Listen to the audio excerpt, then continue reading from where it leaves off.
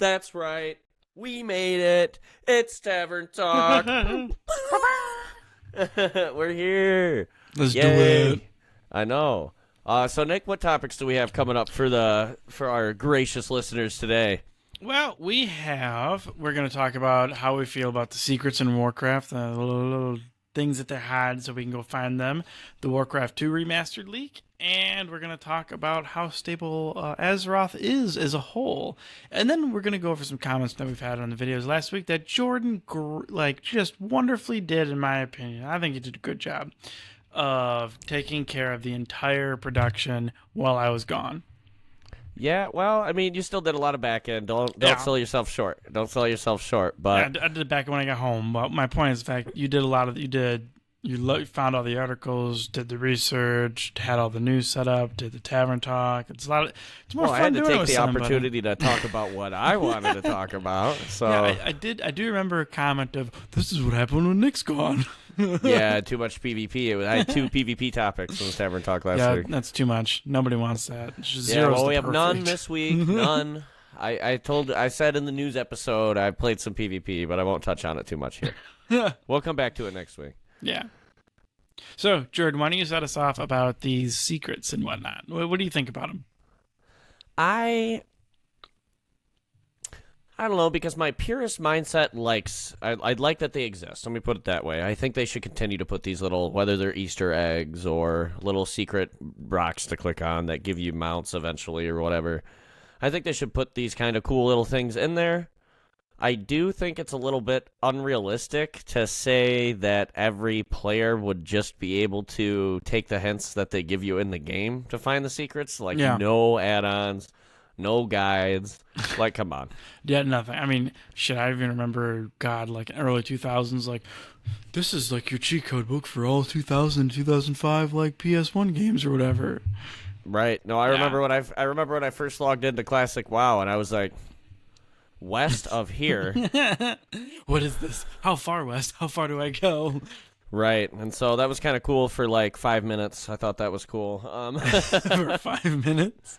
Yeah, because then I was trying to sort through all my quests, and I was I didn't know which ones were close to each other. So then, the natural progression was get questy, right? Right. So then you essentially have a retail quest management system inside of Classic. Yep. Right. Questy's still used even today in Classic. I know that. Yeah, and there's, Classic era or whatever. There's add-ons like Rare Scanner and Secret Finder, and that's obviously the stuff they're hard calling out with that blue text post. Right. Is you don't have to have these tools to find the secrets. Yeah, but it helps. And I guess that's true. I can Google the Wowhead article, I guess, then. So I thought that was a little out of touch. You guys, from their perspective, it would be pretty easy to figure out the puzzle that you designed, right? Oh, yeah, definitely. And so, I don't know. They do make a valid point here that some of these are supposed to be exceptionally challenging to figure out and find. And so I guess when you make things challenging, people are going to make tools to make it less challenging, and just how it is, you're just going to... I think that some of the accountability is in the player, right? Oh, well, and that's why they do the secrets, because God, they've been around forever in games. God, there's a Super Mario one of you have to the beat Skulls it. in Halo. Yeah. Oh, yeah. Exactly. Skulls in Halo, but even I think it's Super Mario or something that is you have to beat the game, get all the stars, delete it, start on a level or something, and then it changes something in the game. I don't know because I've never played it, but it gets back to cartridge level games that secrets have been involved, right? So I think even cool. arcade machines had them. Yeah, I think it's great that they're doing it. I think it's really cool, longevity of video games in general. Mm-hmm. But we were at a different era too, where you knew by maybe word of mouth of if it's a cartridge game or an arcade game, this is a super secret thing, and now it's I just Google it. Right, you have a Wowhead article that'll get out to 1 million people in one day. Right? Exactly, yeah. So, it's, the truth of it is, if you want to try and figure out the secrets, then if you can do what I do in, puzzle games and stuff, or, in the Zelda games, what I do is I try my best to figure it out until I get absolutely mind-numbingly sick of trying to figure out how to do it, and then I look it up. I think that it goes back to we had one episode about the pipe game that they put in and that. Like, you were like, I didn't cheat. No, yeah, I didn't. Okay. Nah, you googled it. No, You cheated. I looked up how to do slide puzzles. Yeah, I you learned cheated. the strategy for 3x3 slide puzzles. You cheated. And then, no, I didn't. It's a slide puzzle. Cheated. No, I didn't. I didn't even look up an article. Well, actually, I did. What I did was I looked at I went to a YouTube video that of somebody who had completed it, and then took a screenshot of their completed picture, and then I just solved it like it was a slide picture puzzle. I mean, it was a slide picture puzzle, so I don't know why you had to do all that. You still cheated. Whatever. Didn't use an add-on, so it's not in the blue text. That's true. Doesn't count. Doesn't count. I did it. I still stopped it.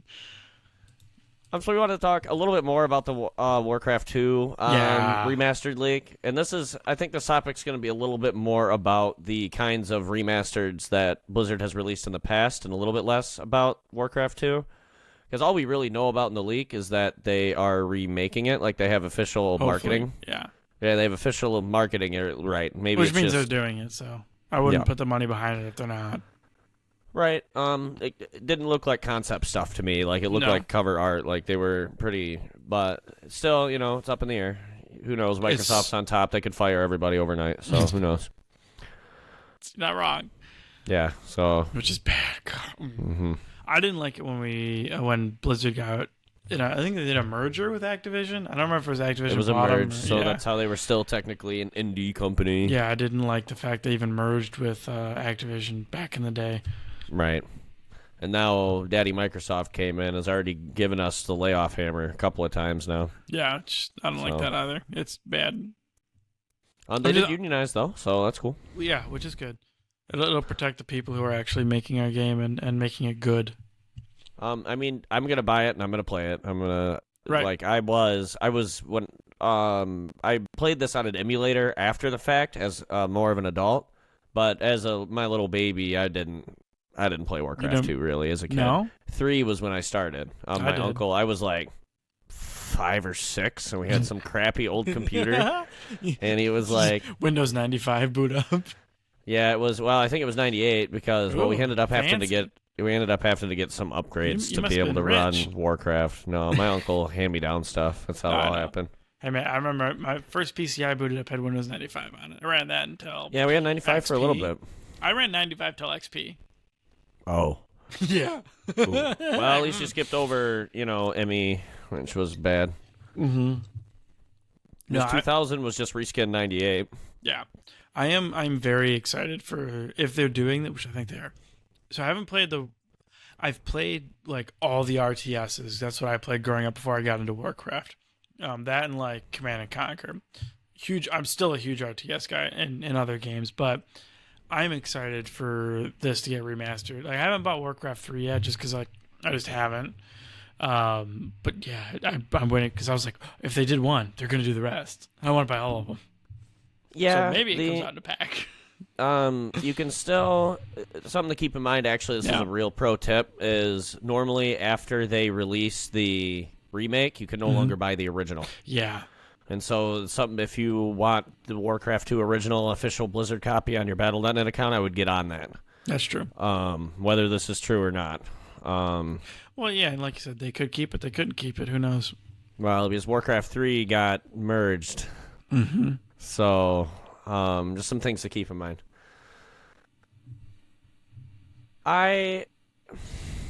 What?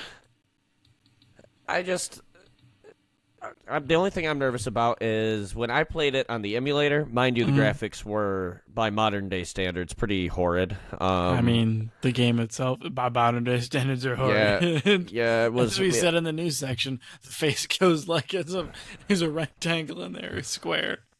Right, and there's like... I ended up installing a mod to make it to where it could be widescreen because only had like 640 by 480 and then 800 by 600. Right. And I was like, no. What I are can't these do that. resolutions? What is this? So I do think a remaster will do it justice, but some of those game mechanics, I don't know how well they're going to age. I think Well, I mean, some of them are. It's the same game. It's just redone. Like graphically, the faces now have a curve on them. Right. They're not. It's not pixel art and then Yeah. text boxes, right? Exactly. It has its own charm, though. I hope they do the thing that they did with Diablo 2, where you can turn it in between the old graphics and the new graphics. Or what was it? Wasn't it like they took the first Halo and did that too? Mm-hmm. Oh, yeah, it was nice. which was really cool. Yeah, I liked that a lot. You could flap in between them.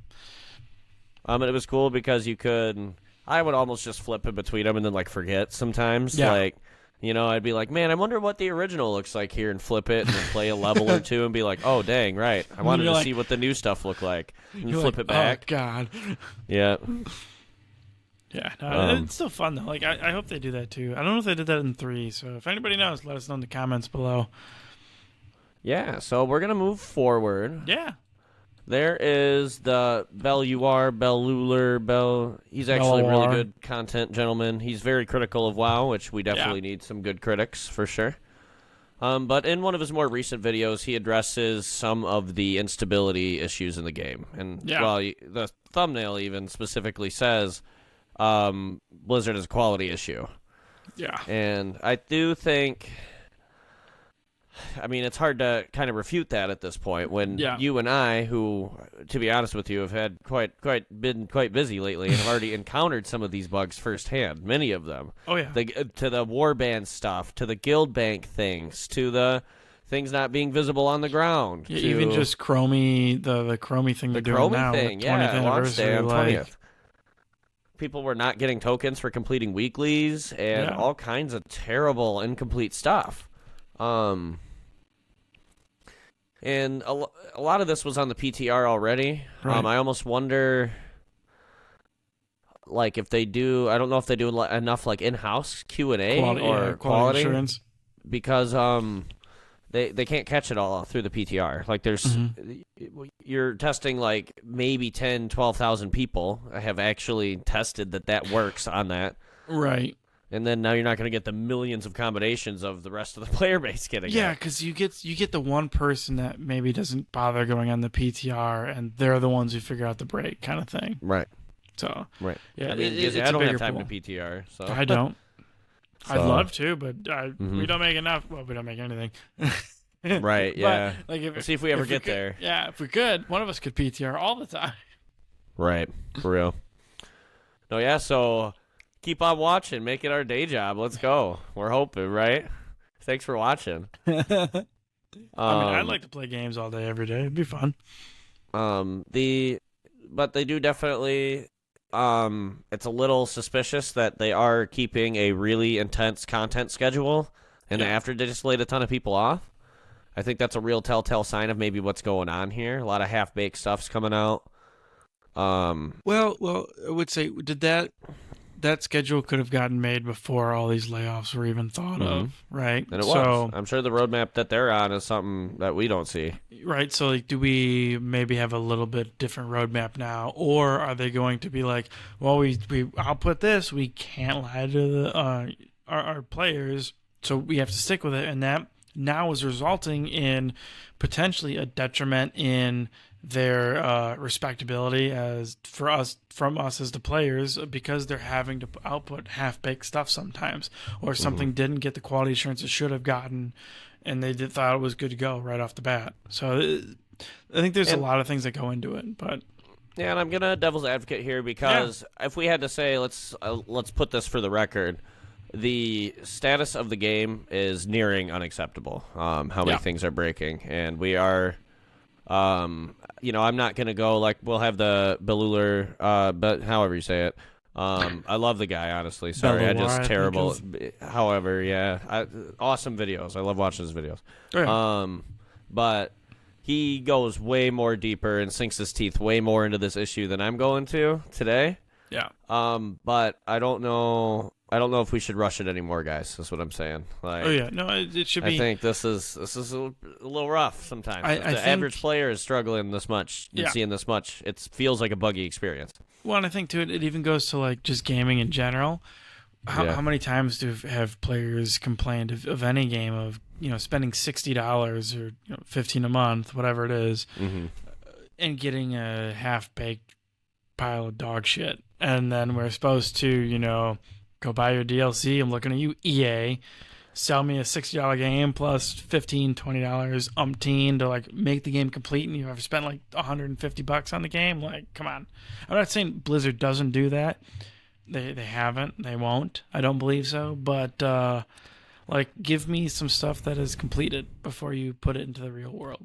And there's going to be times. There's always going to be times where stuff's not like we said.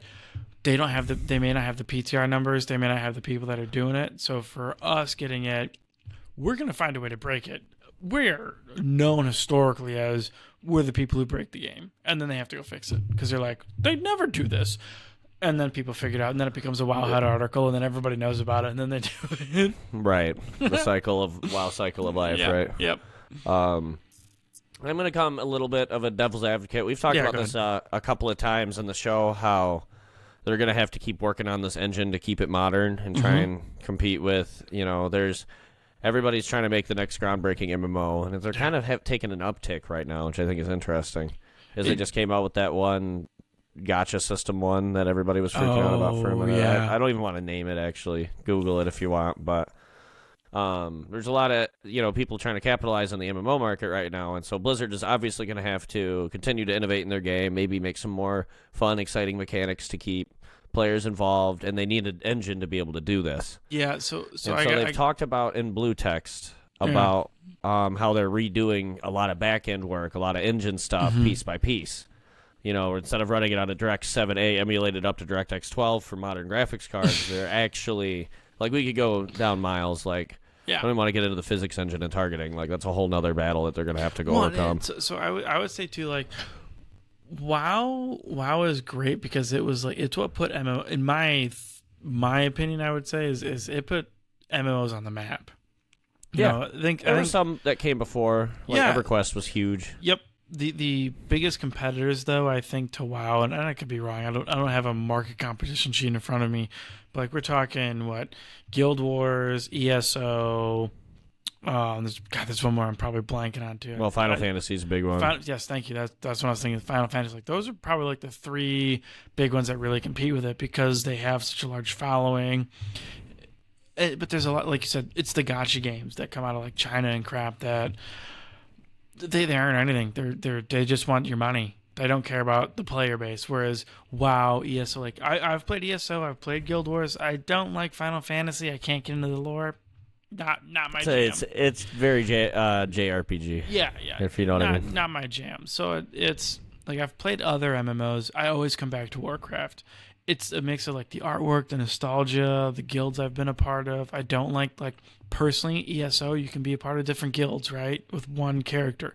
I don't like that. I want one guild because if I want to go talk to one guildie that's not in this guild, I have to switch my chat over and then go talk to that guild, or I miss everything that happens in that guild. Like, I don't like that.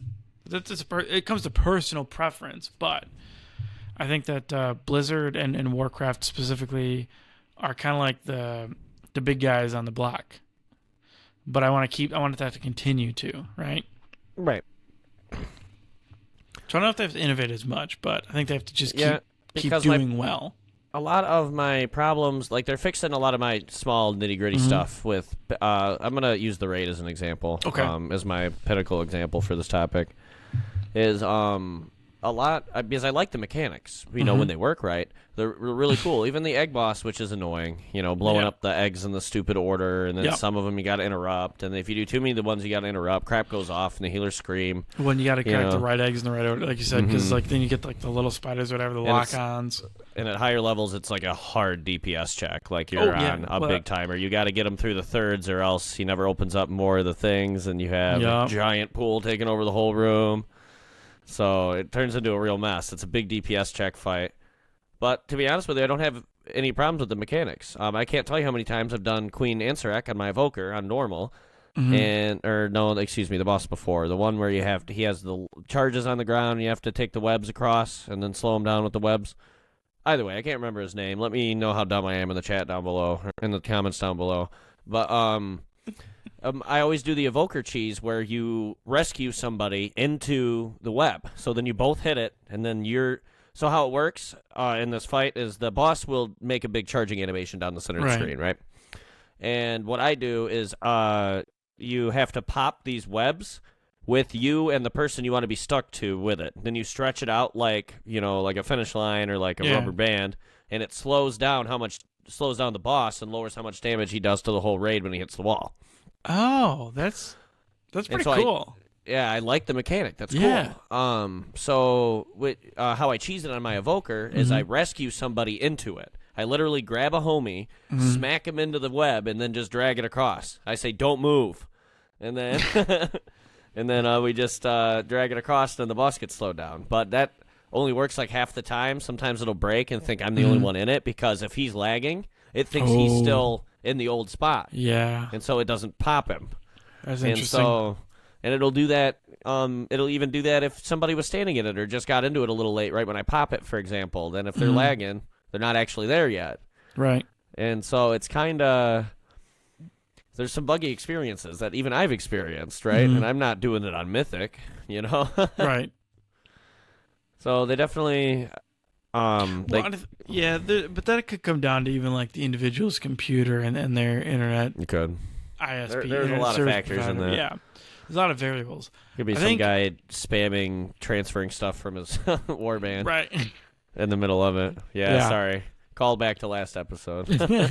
No, I think there's a problem with them outputting stuff into the public realm that needs to stay in PTR until it's truly ready for it. But I don't know if it's. I'm getting annoyed of it. I am. It's not like, oh, don't play the game. Like, play the game, continue to do what you're doing, like, have fun. But there's just the problem is once in a while there's issues. Right, and I'm, sometimes I get to a point where, the famous one that they just fixed was the one where you had to, like, walk away from a quest giver and come back in order to get the guy. That was a famous one forever that they had. Annoying. And they just recently fixed that. But there's a bunch of little stuff, like, you almost have to have the mentality, like, oh, I guess I can't complete this quest line right now because it's broken, so I'll come back in a couple days, when they fix it. Right. Yeah. And it's kind of, they are burning some trust with the content, I think, right now. No, and that's the thing is you have so much public trust on your game that you can't burn through because you want to save that for when something really is bad and it takes you a while. Like, a $90 amount. I'm just kidding. Right, and you really could be, you could be the shining game company right now when Bethesda's having all the problems they're having, and Activision is dumpstering. EA, I mean, I can't imagine their reputation is great. EA's been a dumpster fire since it got labeled EA. Right, and Ubisoft is like just got bought out, didn't they, by Sony? I don't know if they got. I haven't heard if they got bought out. Either way, they weren't doing super well either. No, so like they've been shitting the bed. Blizzard has could be the AAA company to really change the mark, but I don't think they are right now. Well, they got mama, daddy, Microsoft money coming in now, so it's hopefully it should improve, but we'll see how it goes because like you mentioned, a lot of layoffs have happened. And I just hope they don't squeeze it. No, but I mean they also had the problem of Xbox used to not be a blip on Microsoft's financial radar, and then they went out and bought a bunch of companies, Activision, Blizzard included, and became a blip on the radar, and then they had to realize, oh shit, we got to turn profit. Yeah. Which, this isn't really affected so much by Xbox. So it's kind of its own isolated entity. No, it is. Well, but it's under Xbox. It's under that level of their financial. Yeah. Because they bought Activision for Call of Duty, and by the time they bought Activision, Blizzard was already wrapped into them, so they got Warcraft in it as well. Yeah, and Sony was all worried. Well, but it's all good for them because now they have, as long as, I mean, think about it. You have, as a company, if I'm going to buy any gaming company, I want to buy Blizzard or any MMO that's solid like Warcraft. As long as the title continues to produce a solid game, I have a money printer that just fucking goes burr for $15 a sub at $10 a sub at a minimum, right? Right. And how many people are playing right now? Over 1 mil? Oh yeah, we're at 5, 6, 7 somewhere. Multiply in there. 1 mil by 10, boom, done. Oh, I mean, 60 come million on. a month. Yeah, it's not like it's not lucrative. Exactly. So Then don't ever tell me a game needs to be $60 or more than $60 when just fucking. wait till we buy our next Ultimate Edition of Midnight. Just wait. It'll be great. Yeah, the moment I can pre-order it. Thanks, Blizzard. So we're going to move on from stability. We wanted to read a couple of comments that I got on Yes. my solo episode, so to speak. So we got a couple of interesting ones. Yeah, you read them off. So a couple of these are comments about the actual topic of the video, and then we have some feedback we wanted to share that are one from each side we wanted to share. So I picked out a couple of good ones here, curated a couple of good comments. So we have HY Shade said, what I'd really love is either for the blue profession tools and accessories to be warbound so that I can mail them to my alts on other servers, or alternatively be able to make character-specific orders for any of my alts anywhere. Might be asking too much, but I have clusters of characters all over the place, and getting them those tools is going to be a pain. Yeah. Yes. Yeah. There is... I don't want to go too deep into this because we're already 25 minutes in. Oh my god. I don't want to go too. I don't want to go too deep into this, but there is kind of an arbitrary balancing reason why they do that. Like it has to be, you can only craft a certain amount of tools on a character, for example, and they want to kind of tie it to that still. So that's the short of it. The problem is it sucks because the easiest way to do a crafting order for yourself is literally post it and then go on the other character, search for it, and then fulfill it yourself, which is archaic. You know, so there is a way to do it. It's just getting and then you can't mail them to each other. So like once you make your fishing hat, then it's stuck. You're on that character, right? Yeah. So that sucks. I do think there's a balance for it. They're trying to be careful with professions because the economy is very fickle, especially in the beginning of an expansion. Yeah. Like look at how much putting a mount on the store destroys the market, for example. Like, so they're trying to be careful about this. I think there's some plans for that. Our next comment has no, excuse me, never mind. Yeah, I don't think I'm necessarily in the best spot to talk about what they should do for crafting systems. To be honest with you, I'm not the biggest fan of them in general. I did not like the change they did in Dragonflight. I don't like it. And it may be me being like, I'm all funded at this, so this is the best crafting system of the way they did it before. I prefer that. Like, I don't want to have to go do fucking orders and bullshit to get my stuff up. Like, yeah, I don't care. It's because they started the whole like Spark system to where you can't just buy on the auction house some of the best items out there, for example. Yes. And the Spark system ties it to how many of those you can get. Makes it to where homie with 75 million gold, whoever, right, can't just buy their way into a full PvP set overnight, or literally have a distinct advantage because he's just going to buy every $1 million piece on the store. Right. And the crafters are like, I guess I'll make 1 million gold. You know? maybe I will. Maybe have my Spark or whatever, right? Yeah, There you go. So I do see why they tie it to Sparks in a way. It kind of levels the playing ground, especially early on. Yeah. But that's why I don't know if this is the right way. I don't like the tying the RNG to it. My thing is like even in the secondary professions, like cooking, for example, getting the feasts as an RNG chance off world events. Like, are you kidding me? Is it really? Yeah, it was so. I just like last week got it on my evoker for doing the Hollow Fall event, all that stuff over there. You get it from doing the lights thing, whatever. I can't remember what it's called, bringing the light or whatever. And you have a chance to get it from doing that every week. And so I finally got it, but it took me all the way until now. Yeah. When I was just buying feasts off the auction house while I'm a well-qualified cook. I have all 100 levels. I'm well qualified. My resume says I can have this job. Look at my cooking tab. Come on, let me have it. So that's my part of it. It's too much of it's RNG based. Even the crafting. Yeah. You know, like you have to like roll so many times on your PvP stuff to hope you get the right stats. Exactly. But I could talk about that forever. I do think if they made it warbound, that's the best way to really do it. Yeah, it'd be cool. Because then you still can't, like, I can't funnel you all your tools, for example. Right. So But you can do it in funnel intro myself. character. Yeah, exactly. Right.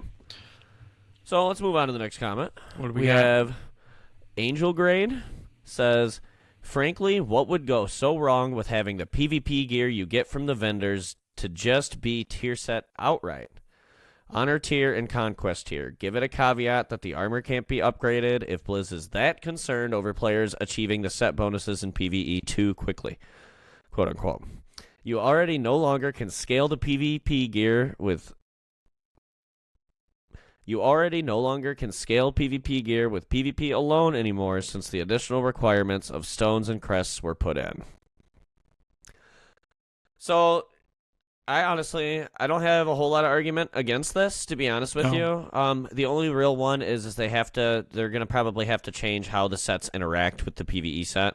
Yeah. Because what I talked about in my last episode was if I don't want in your PvE guild, your fastest way to get your set piece is go grind out some arenas real quick so you can go get the PvP one this week also, and then convert it in the Catalyst. So now you have the 2 set this week. Like, I don't want that to, be an incentive.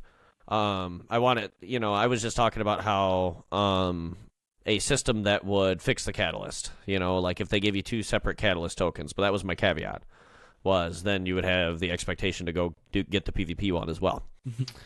So what this person's saying is you just literally put them on vendors, and then... Right. And, like, that's it. Like, you buy it, you're done. And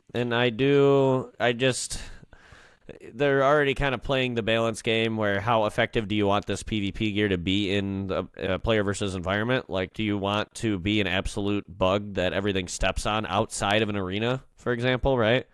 Right. What even then, like, your PvP is not going to do... I mean...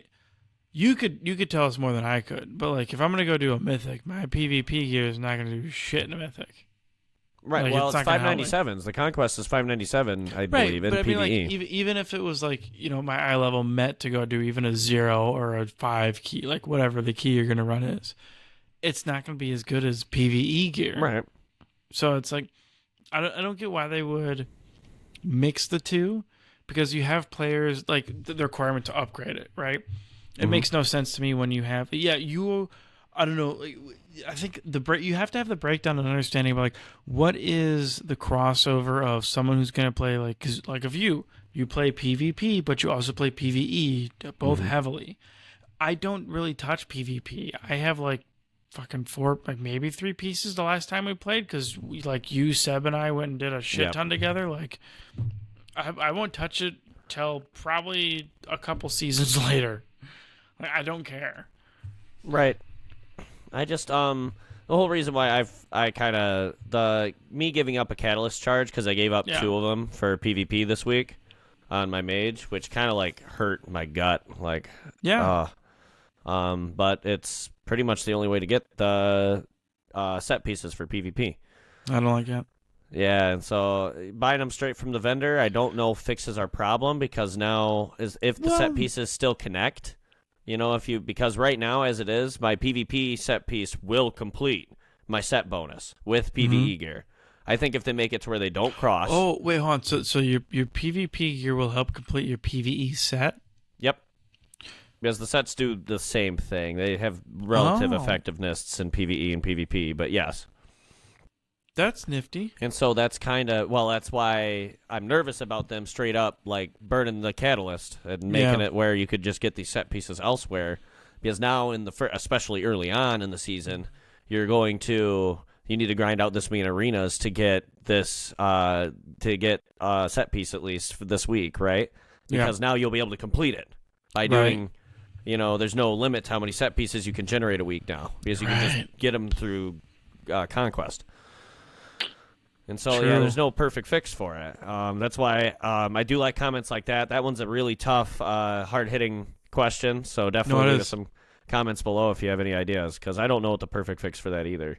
I don't think they could just drop them right in the vendor yet, because unless they make them not connect. Like your PvP set piece will only connect with ones of the PvP one.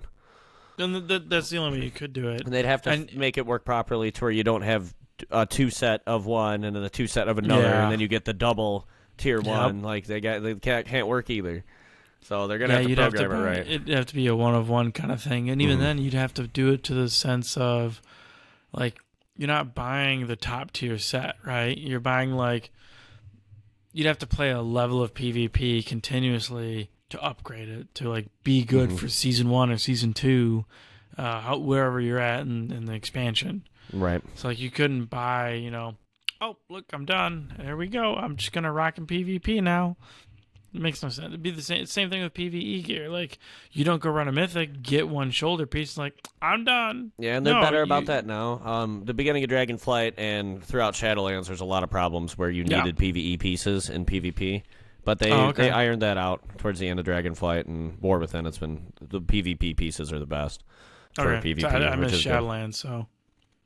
Oh, yeah, Shadowlands. Anyway.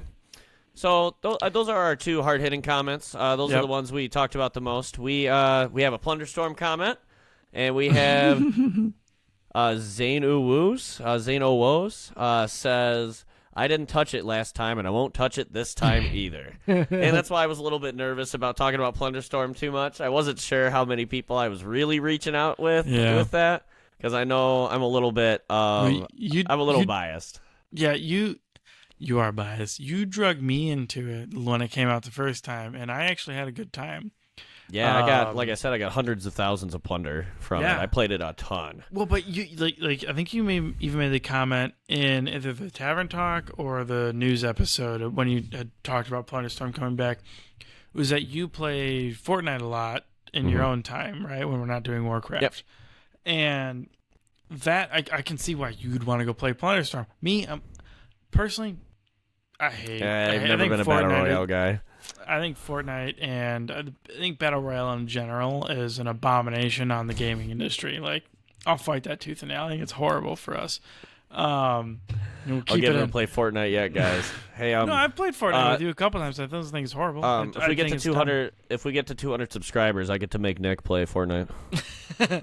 Face reveal at 200 subscribers. Right. Well, actually, I guess we did that for 100. So, by the way, 100 subscribers. Thank you, guys. Woo. 500, I'll play Fortnite. All right. Yeah. That's exciting. Hear that, guys? We got to get to 500. We'll do some Fortnite. We'll add Fortnite into the whole spiel. Oh, yeah.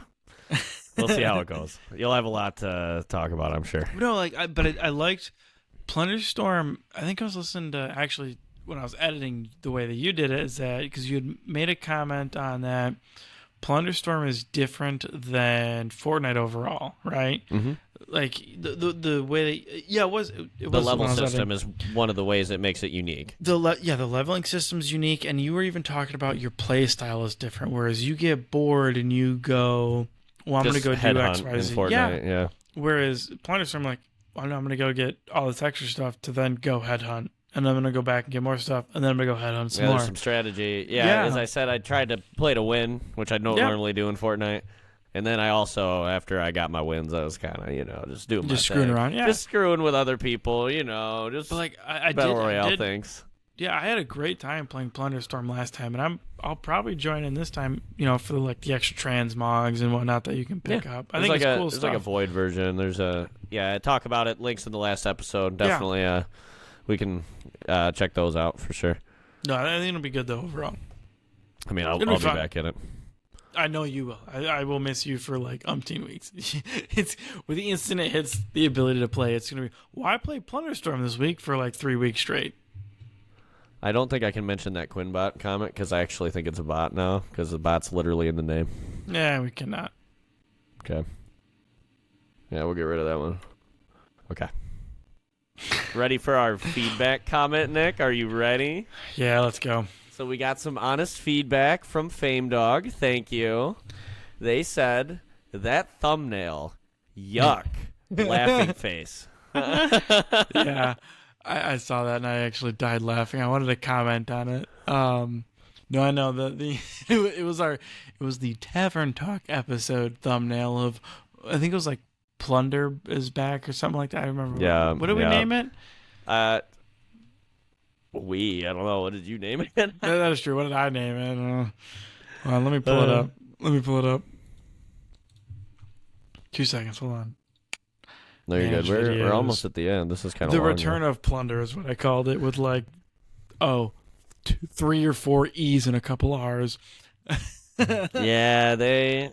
But yeah, We'll see. Thumbnail is an interestingly amount of your performance on YouTube. Turns out. I mean, we watch for all of it. We do, and like, I haven't like looked anything up on how to make a good thumbnail. I've kind of just been like throwing it at the wall and seeing if it sticks. So, Right. like, Well, it gives us our creative touch too. I think part of it is it looks a little different than every other thumbnail. It does. Out there. Like, well, and I don't want to just be like, well, like for like we like Belloir, right? You and I both watch him a lot. I don't want to go copy Belloir's thumbnails. I don't want to Right. go copy anybody else I watch or you watch. Like, we have our own content that we do. Why would I want to make our thumbnails like him? But it's also hard because like, how do I make us stand out? But I do know sometimes we have some really bad thumbnails. Yeah, that one. I appreciate it calling us out, keeping us humble in the chat. I loved it. I thought it was great. Yeah. Like it was. It was like it's good. it was It's like, good. You're not wrong. It was a bad thumbnail. Like I thought about how do I make this piratey for Plunderstorm, and I was like, I can't wait to see the comments about the hair. This headset does not do me justice. I might have to figure something out. I told you before we even started recording. You look like a homeless man first got money. Well, I mean, it's a nice headset, but yeah, I should probably figure out how I'm gonna do with the You don't rest. keep it prim and proper. You let it flow in the wind. You're like It looks good. All right, I guess hair reveal chat for the chat. You're right? I need you it's to a put your little headset frizzy, back right. on. You're the Temu I version guess might as well of send it. Temu shit. version. No. What the hell's his name? I'm like the a fuck? grizzly bear. Look at me. No, I look like a WoW player now, don't I? What is the guy who is like on all the Got sex like a receding novels? hairline. What's the guy who's on all the sex novels who like killed a bird with his face?